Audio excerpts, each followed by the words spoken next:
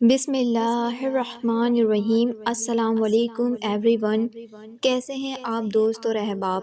میں آپ کی دوست اقرا اور آپ دیکھ رہے ہیں اقرا ٹی وی۔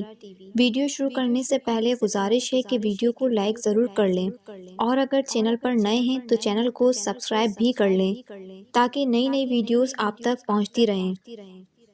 چلیے اب آج کی ویڈیو شروع کرتے ہیں۔ آج کی ہماری ویڈیو کا جو ٹاپک ہے وہ نماز ہے۔ نماز ایمان کے بعد اسلام کا اہم ترین رکن ہے۔ قرآن کریم اور احادیث شریفہ میں نماز کی اہمیت و فضیلت کو کثرت سے ذکر کیا گیا ہے، جن میں نماز کو قائم کرنے پر بڑے بڑے وعدے اور نماز کو ضائع کرنے پر سخت وعیدیں وارد ہوئی ہیں۔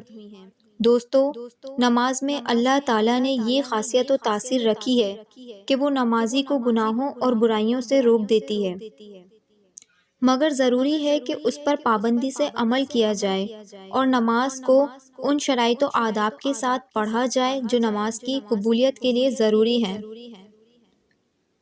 جیسا کہ حدیث میں ہے کہ ایک شخص نبی اکرم صلی اللہ علیہ وآلہ وسلم کی خدمت میں آیا اور کہا کہ فلاں شخص راتوں کو نماز پڑھتا ہے مگر دن میں چوری کرتا ہے، تو نبی اکرم صلی اللہ علیہ وآلہ وسلم نے فرمایا کہ اس کی نماز عنقریب اس کو اس برے کام سے روک دے گی۔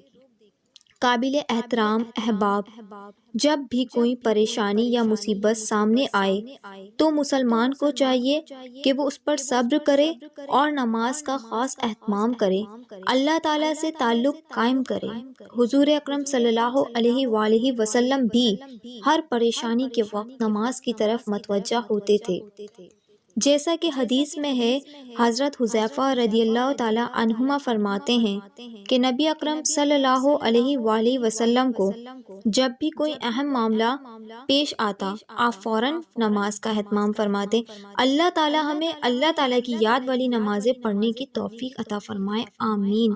آخر میں پھر گزارش ہے کہ ویڈیو کو لائک کیجئے، شیئر کیجئے اور چینل پر نئے ہیں تو سبسکرائب کیجئے۔ ملتے ہیں اگلی ویڈیو میں، تب تک کے لیے اللہ حافظ۔